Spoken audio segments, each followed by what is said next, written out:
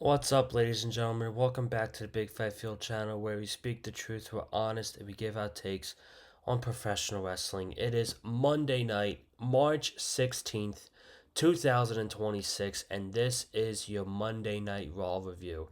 I'm going to try not to spend too much time on the Raw review tonight. It's not anything bad about the show. Um, it's just, I'm still feel like I'm recovering from last night and not being able to get to bed till about 2:45, and then watching another wrestling show. I just feel completely wrestled out um, from last night. I will be watching Dynamite on Wednesday, and we'll probably be doing a Dynamite review on Wednesday. But then that'll be it for the week because of I will be watching March Madness and going to the March Madness, and that'll be a nice little break from wrestling before we get back at it next Monday. But um, as far as the show tonight goes, makes me wish AEW had a pay per view every weekend because clearly Triple H watched the pay per view last night. I wouldn't say he watched the pay per view. He either saw clips of it or heard what happened on that AEW pay per view last night. Because, yeah, we've had good Raws the past couple weeks. The one after Elimination Chamber was a really good Raw. The one last week was decent. You can't tell me that the way they open up the show, the middle of the show with that absolutely amazing Penta and Dragon Lee match, um, and then the ending of the show with CM Punk and Roman Reigns. I mean, this was another really good episode of Monday Night Raw, and I'm tired and um pretty tired from last night, but this was a really good show, and it had a great beginning with Oba Femi, which he accepted Brock Lesnar's challenge. A great beginning with Oba Femi. The middle was great with the Penta Dragon Lee match, and the ending I thought was very good. And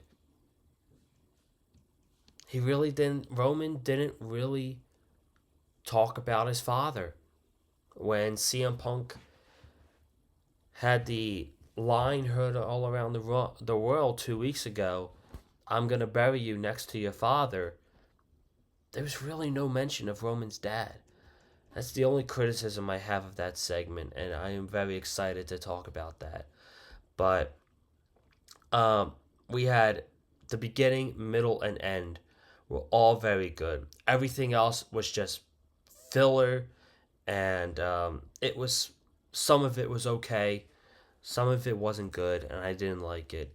And we'll get to that when we get there. But I appreciate you guys joining me again. I'm gonna try not to be here too long tonight.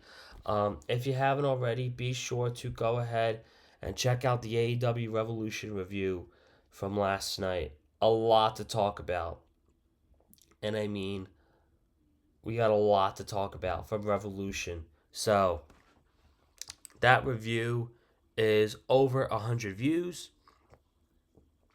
and be sure to go ahead and check it out if you haven't.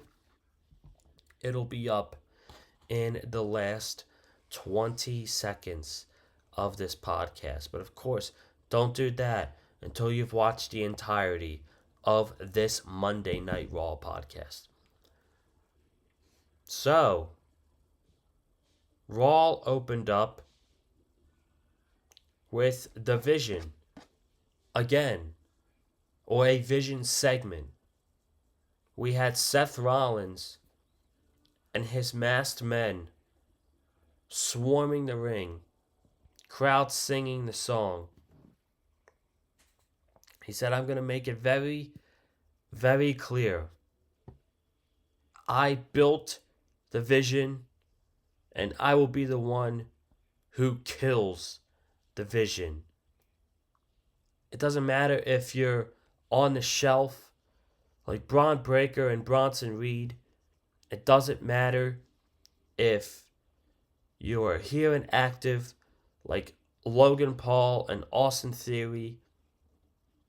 If you associate yourself with Paul Heyman, I am coming for your head. And the crowd started chanting a song,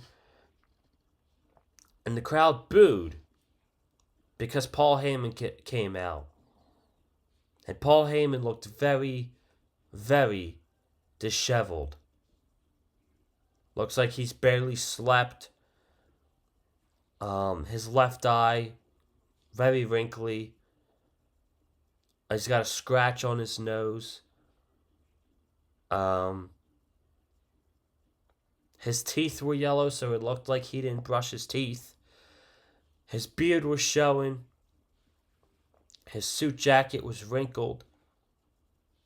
He spoke very softly until he mentioned F1, F2, F3, 4, F5. So Brock Lesnar came out, and I'm like, oh no. Oh no. This is not what I wanted at WrestleMania. Did not want to see Brock Lesnar versus Seth Rollins. Brock Lesnar, he decimates the masked men, all of them, and it's just him and Seth. Now, Seth can't do anything because Seth is still not medically cleared for physicality. So they have a stare-off until the lights go out and Oba Femi's music hits. Thank goodness. Thank goodness it was Oba Femi who's accepting Brock Lesnar's challenge. He struts down to the ring. The crowd chants his name. He stares down Lesnar. Lesnar stares down Seth Rollins. Rollins bails. Lesnar turns around. Gets picked up by Oba Femi. And Oba Femi hits the fall of grace. Michael Cole is going insane on commentary. Holy shit. No one's handled Brock Lesnar like this before. That was great. That was a great opening segment to the show. Oba Femi is going to get the big spotlight. Oba Femi is going to face Brock Lesnar at WrestleMania. And I don't give a damn what these recent reports are saying about Brock wanting to not lose until he retires. No. No. Not happening. Oba Femi needs to win that match at WrestleMania. Point blank and period. So that was a great opening angle to start the show. And then we go into our fluff, our filler part. We have the El Grande Americano wearing all black and gold against the original El Grande Americano. And, the match was fine. It was okay for what it was. You had your typical interference bullshit with the Los Americanos and the referee getting distracted by Rayo. Bravo would then slide into the ring, put a plate on Kaiser's mask. The original hit a diving headbutt onto the imposter Americano, and he got knocked out because of the metal plate. And the original, not the original, the imposter Americano won because of the plate that was put in his mask. I don't care about this feud. I really don't. It's great for AAA. Let's keep this on AAA. If you want to continue this feud, I'm all for it because this would be a highlight. This would be a big deal in AAA. This is not a big deal in WWE. And I hope WWE doesn't do a match between these guys again at WrestleMania because it's simply not WrestleMania worthy. The Judgment Day, they had a video package talking about the portrayal of Finn Balor, and Liv Morgan said, "We never liked you, Finn. Ever since me and Raquel joined the Judgment Day, we had a plan to exile you from the Judgment Day. We just couldn't do it immediately because of your relationship with Dom. But then you got soft.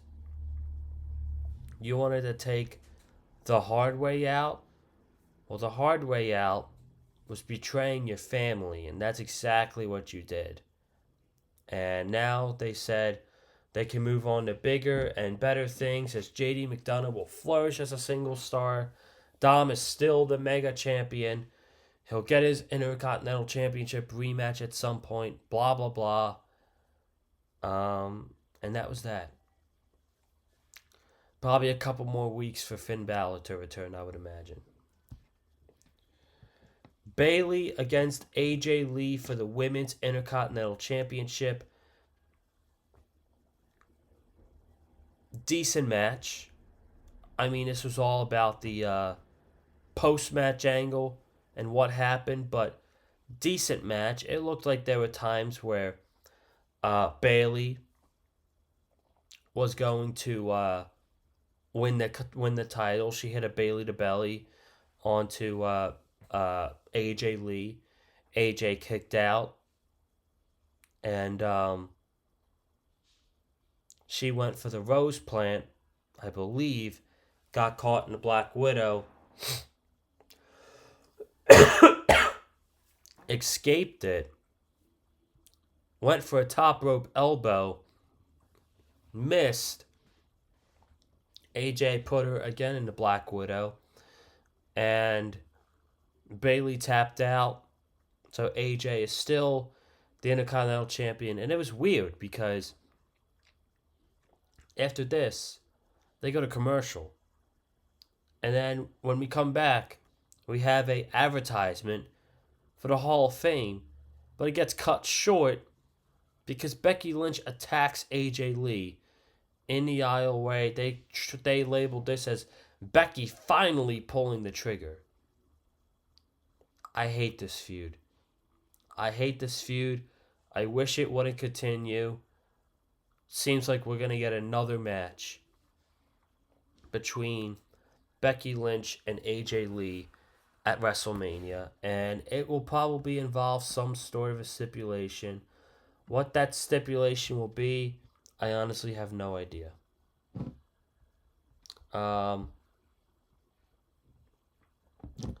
Let's talk about personally, my favorite thing on the show was Penta versus Dragon Lee.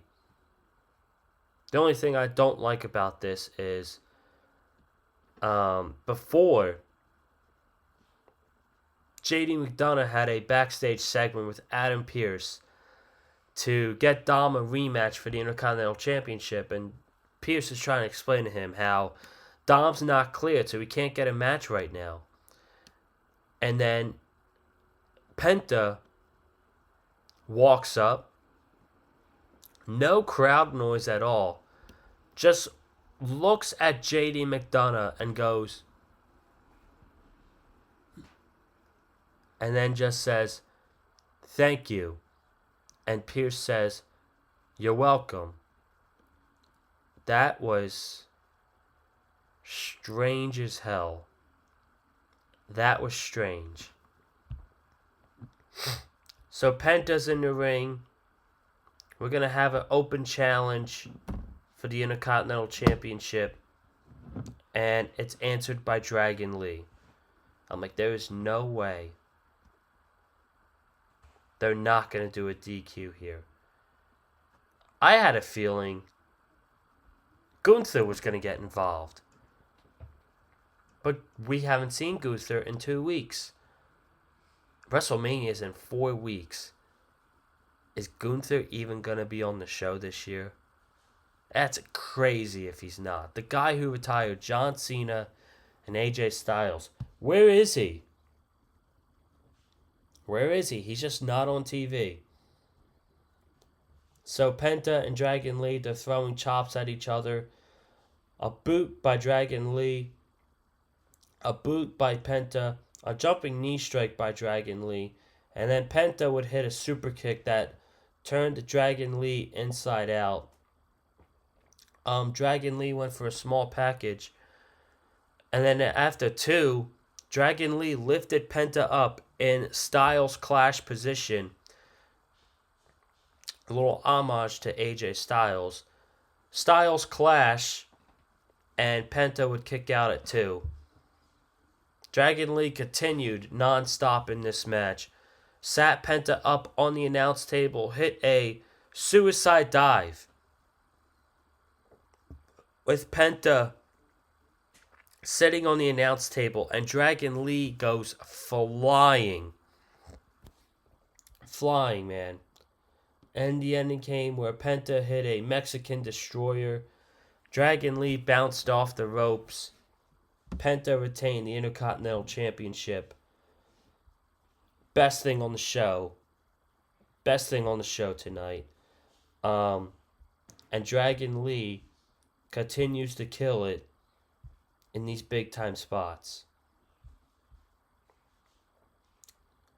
We were supposed to get an interview via satellite with Michael Cole and Randy Orton.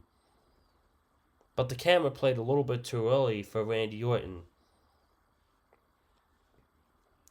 And he said to this individual, he will see them soon.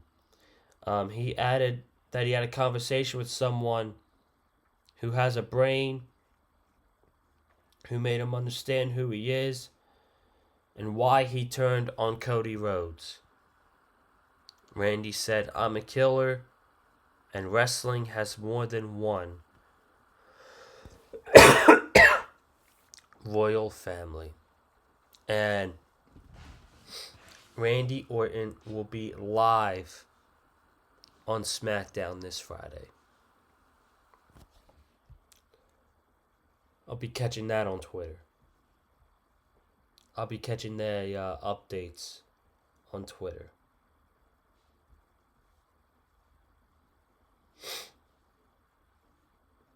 We had Raquel versus Stephanie Vaquer, with Stephanie winning from a roll-up. Nothing really too much to add to this. Io Sky came out for some reason to even up the odds, so that means we'll probably get a tag match in the next coming weeks. And then the last segment on the show was CM Punk and Roman Reigns. And Punk came out and he talks about his government name, Phil. He said, that's not offensive to me at all. He said calling me Phil is going to get under my skin, but it's not. And he said, I'm certainly not going to call you Joe, because that would be insulting to a real Samoan who I love very, very much. And he says, you go ask him who the real tribal chief is, and he will tell you to call me Joe. Shout out to Samoa Joe. Roman said, you repeat the same shit over and over and over. He's not here. He's a part-timer. Good. Maybe you should figure out what the top dollar players do. Why don't you go ask your wife? Because AJ Lee is a part-time wrestler. And then the last bit of this promo by Roman. Punk had a good promo, but it's just mostly important about what Roman said, because this is what led to physicality. which, by the way, the whole segment was very good. I would advise you go check it out if you can. Very good segment between these guys. Roman said, "This is the truth here, Phil. You're not faster than me. You're not stronger than me. You can't do anything I do in this ring. You're not better looking than me. Phil, you're nothing to me. That title on your waist, it's an embarrassment. You're a tryhard that's making us all look terrible because at the end of the day, you're old." And Punk punches him in the face, and that's the way. And that's the way the show ended. So I thought it was a very good segment between the two. Again, great beginning, great middle, and a very good ending. Makes this a very good episode of Monday Night Raw. So I'm going to give it a thumbs up tonight. I hope you guys enjoyed it. Be sure to subscribe to the Big Fight Field channel. We'll be back Wednesday for AEW Dynamite. Hit the like button if you liked what you heard from me. Comment down below your thoughts on the show. Follow me on Twitter and TikTok, Conlon_Joseph. And I will see you guys Wednesday, probably, right here on the Big Fight Field channel for AEW Dynamite. Have a good night, stay safe, and as always, love wrestling. Peace!